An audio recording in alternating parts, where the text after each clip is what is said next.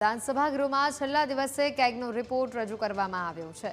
કેગના રિપોર્ટમાં રાજ્યની આરોગ્ય સેવા સંદર્ભે ઉલ્લેખ કરવામાં આવ્યો છે। રાજ્યમાં આરોગ્ય ક્ષેત્રે કર્મચારીઓની મોટા પાયે ઘટ જોવા મળી છે। વર્ષ 2016થી 2022 દરમિયાન 9,983 આરોગ્ય કર્મચારીઓની ભરતી કરવામાં આવી છે, છતાં પણ ઘટ વર્તાઈ છે।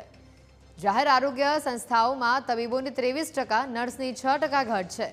33માંથી 19 જિલ્લામાં 25% કરતા તબીબો અને પેરામેડિકલ સ્ટાફની ઘટ છે।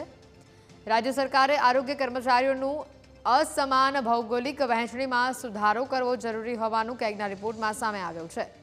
આ રિપોર્ટમાં આરોગ્ય વિભાગની ખાલી જગ્યાઓનો મુદ્દો સામે આવ્યો છે। મંજૂર કરેલી જગ્યા સામે MCHSમાં 28%, DHSમાં 36%, SDHSમાં 51% જગ્યા ખાલી છે।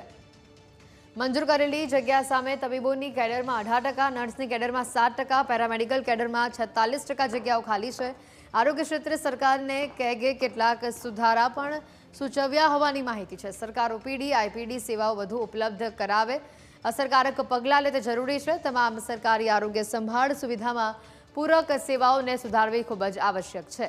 આવશ્યક દવાઓના પુરવઠો પૂરતી માત્રામાં પહોંચાડવામાં પણ સરકાર નિષ્ફળ નીવડી હોવાનું કેગના રિપોર્ટમાં સામે આવ્યું છે। ફૂડ એન્ડ ડ્રગ લેબોરેટરી દવાઓના નમૂનાના રિપોર્ટ આપવામાં વિલંબ કરે છે તે વાતનો ઉલ્લેખ પણ કેગના રિપોર્ટમાં થયો છે। 2019-22 દરમિયાન લેબના ટેસ્ટિંગ રિપોર્ટ 5થી 55% સુધીના બાકી રહ્યા છે। જાહેર આરોગ્ય સંસ્થાઓમાં બેડ અને ઇમારતની માળખાગત સુવિધામાં અછત જણાઈ હોવાનું પણ કેગના રિપોર્ટમાં સામે આવ્યું છે। સરકાર આરોગ્ય ક્ષેત્રનું બજેટ 8% સુધી વધારી મૂડી ખર્ચ વધારે તેવું સૂચન આ રિપોર્ટ દ્વારા કરવામાં આવ્યું છે।